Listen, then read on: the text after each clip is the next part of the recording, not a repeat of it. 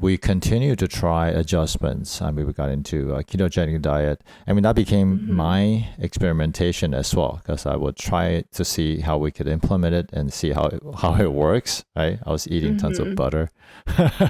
But now I know I don't need to eat that much butter. But I think that's it's just part of the journey. And then so you try a lot of those things, right? Ketogenic diet Yeah, and yeah. fasting, So, even like carnivore diet. So maybe you yeah. can describe some of the things that worked well for you. Okay, yeah. A couple of the first things I tried um was the GAPS diet, or like a kind of part of the GAPS diet, or low FODMAP.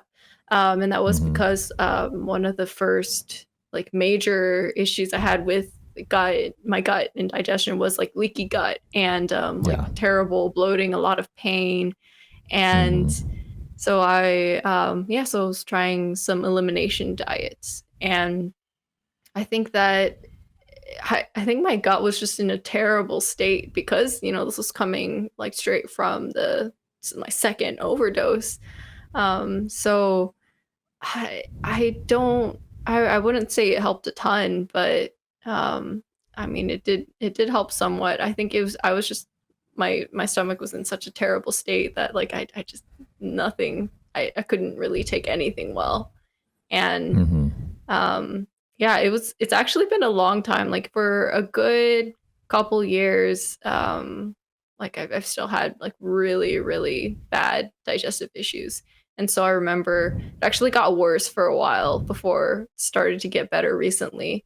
But as it was getting worse, I remember just being so afraid of food. I became so afraid of food because any amount of food, or it felt like no matter what I ate, even like healthy foods or like foods that weren't like super processed and like junk foods, they would still make me feel pretty bad. And so I went on like a calorie deficit, which was not good for me at the time.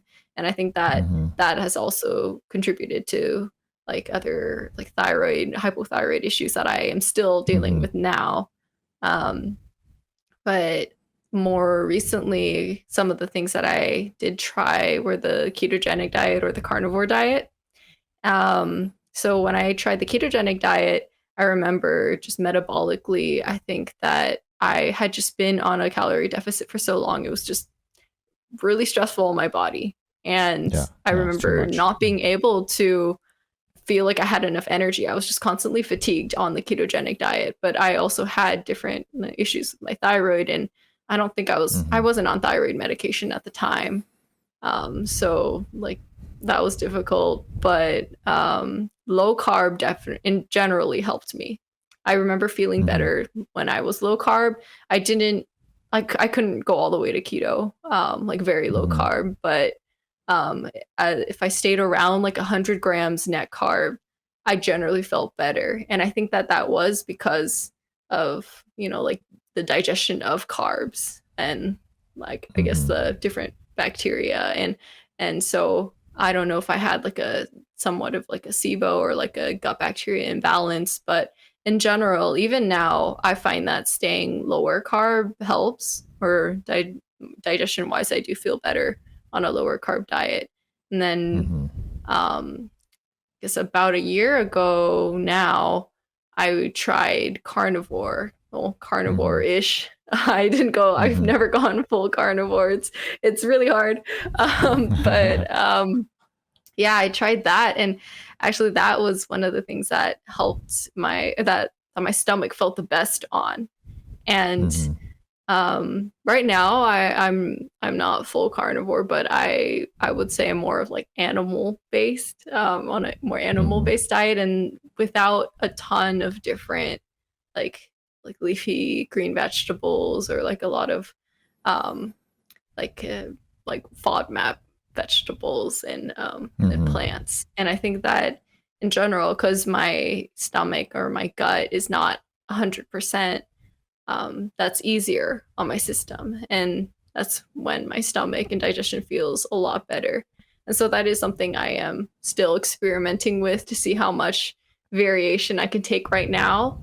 And I might Yeah. still do like try to do carnivore for longer or carnivore-ish diet for longer until my Mm-hmm. stomach feels better. But already, like when I did try a carnivore-ish diet for a couple months, like I did feel like a vast improvement, and that was the best my stomach had felt in years. So Yeah. Yeah, I mean, we're looking into it so much. I think initially we were doing tons of vegetables because, we're always yeah, told vegetables is healthy. yeah. So we're drinking tons of smoothie, lots of Mm-hmm. kale, romaine, Yeah, spinach. lots of raw Yeah. vegetables and Yeah, lots of salads raw. and Yeah. smoothies, a lot of Yeah. nuts and seeds and Yeah.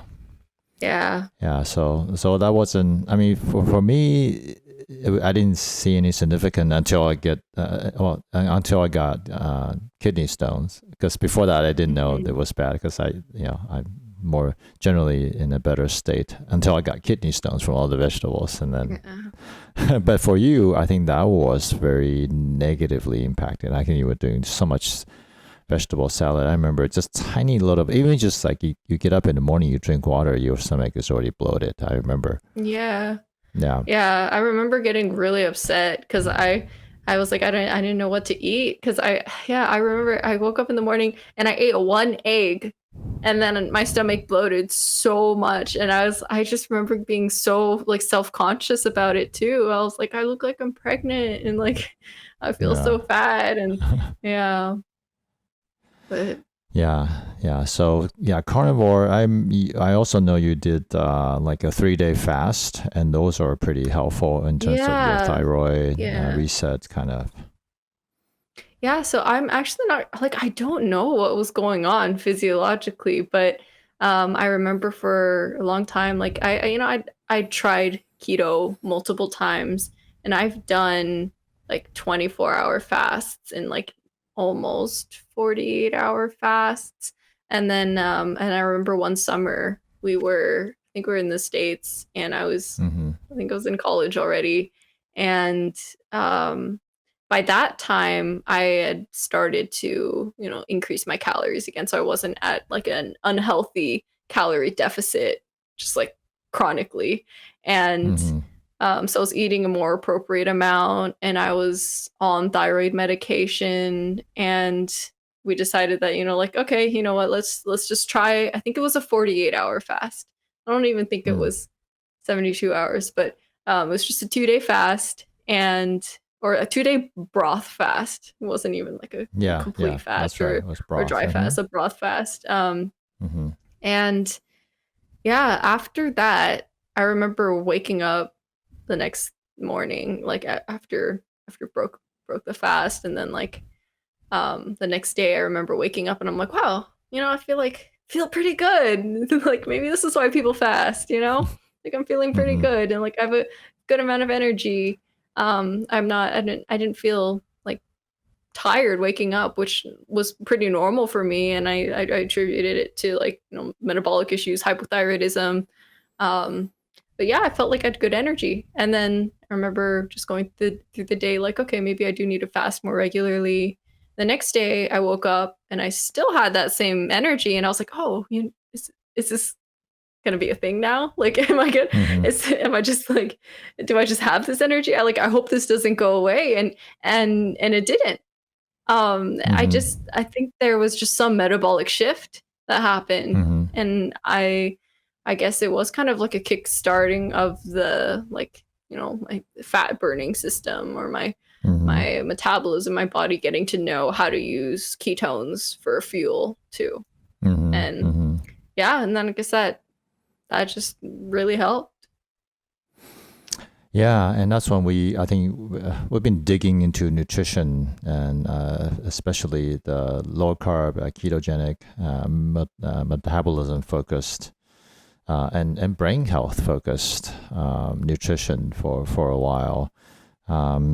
So in fact, I think after this episode, we'll be diving into some of these books we read and maybe talk about them and picking out things that's been helpful and maybe we can more easily implementable, I guess, for a lot of people. So you can see some of the books we dive into, like from Nora Gagauta's Primal Fat Burner, Dr. Perlmutter, um, Dr. Kate Shanahan, and so forth.